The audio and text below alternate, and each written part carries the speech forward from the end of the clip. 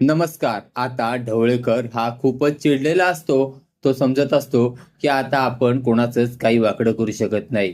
त्यामुळे तो आता एक आयडिया लढवतो आणि आपल्या बायकोला घेतो आणि रवी ज्या हॉटेलमध्ये सेफ आहे त्याच हॉटेलमध्ये जातो आणि त्या हॉटेलमध्ये एक मेनू मागवतो आणि तो मेनू आता खायला सुरुवात करणार. तेवढ्यात तो घरून आणलेलं एक झुरळ बाहेर काढतो आणि हळूच त्या डिशमध्ये ठेवतो आणि त्या डिशमध्ये झुरळ ठेवून तो आरडाओरड करू लागतो. हीच आहे का तुमची डिश स्पेशल आणि त्यात झुरळ पण असतं का तुमच्याकडे? आता सगळेच हादरतात. काय झुरळ? आणि आमच्या डिश मध्ये? अहो, आमच्या हॉटेलमध्ये कुठेही झुरळ नाहीत. आता ढवळेकर म्हणतो, मी काय खोटं बोलतोय का? मी घरून आणलं का? असं बोलून तो आरडाओरड करू लागतो. आता ढवळेकरने सरळ सरळ आवाज दिलेला असतो, तुमचा जो काही मॅनेजर आहे ना त्याला बोलवा इथे. अहो, माझ्या डिशमध्ये झुरळ सापडलंय, झुरळ. आता ढवळेकरने खूप हंगामा घातलेला असतो. तेवढ्यात तिथे मॅनेजर येतो. मॅनेजर म्हणतो, काय झालं सर?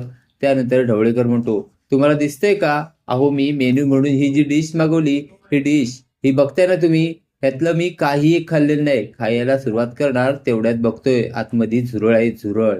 आता ते ऐकल्यावर त्याला मोठा धक्का बसतो. तो म्हणतो, झुरळ? सर, आमच्या हॉटेलमध्ये झुरळच नाहीत. कुठनं झुरळ भेटणार तुम्हाला? पण ढवळेकर काही ऐकायला तयार नसतो. तुमचा जो कोणी सेफ आहे ना त्याला बोलवा. आता सेफ म्हणून आतमध्ये रवी असतो. चक्क रवीला बोलवले जाते. रवी सुद्धा तिथे आलेला असतो. आता रवीला कळून चुकलेलं असतं की ढवळेकर हा केवळ आणि केवळ बदला घेण्यासाठी इथं आलेला आहे. आता रवी म्हणतो, झुरळ? आपल्या हॉटेलमध्ये कुठेही झुरळ नाही आहे. हे खोटं बोलत आहेत.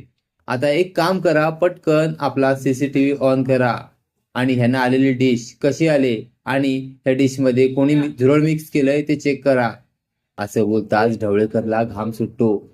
ढवळेकर आता तिथनं पळण्याच्या स्थितीत असतो. तेवढ्यात तेथील वेटर हे ढवळेकरला पकडतात आणि म्हणतात, बसा इथे, थांबा, आम्हाला चेक करू द्या. आणि सीसीटीव्ही चेक केलं जातं. सीसीटीव्ही मध्ये दिसतं की ढवळेकरने स्वतः झुरळ मिक्स केलेलं आहे. आता हॉटेल प्रशासन बोलतं, थांबा, आता आम्ही पोलिसांना बोलवतोय. आमच्याकडे सीसीटीव्ही पुरावा आहे आणि त्या पुराव्यानुसार तुम्ही गुन्हेगार आहात. ते ऐकल्यावर ढवळेकर हातापाया पडू लागतो. आता ढवळेकरला खूपच स्वतःची लाज वाटत असते. तर इकडे निरूपा ही सत्या आणि मीराचा अपमान करत असते. ती म्हणत असते, ही जशी मीरा घरातील लादी पुसते तसाच हा सत्या हा बाहेर लोकांच्या गाड्या पुसतो. तेवढ्यात तिथे पंकज सुद्धा असतो. पंकज म्हणतो, मम्मा, नुसत्या गाड्या पुसतो म्हणू नको, त्या लोकांची हाजी करतो आणि त्या लोकांचे महागडे फोन सुद्धा चोरतो. ते ऐकल्यावर सत्याचा राग अनावर होतो. सत्या धावत जातो आणि आता पंकजची गचंडी पकडून त्याला तूड तूड तुडवू लागतो. त्याला तुडवत असताना बघून आता निरूपा हादरते. आता सत्या पंकजचं काय करेल ते पाहणे कमालीचे ठरणार आहे. असेच मालिकेचे नवनवीन अपडेट पाहण्यासाठी व्हिडिओला लाईक आणि चॅनलला सबस्क्राईब करायला विसरू नका. थँक्यू.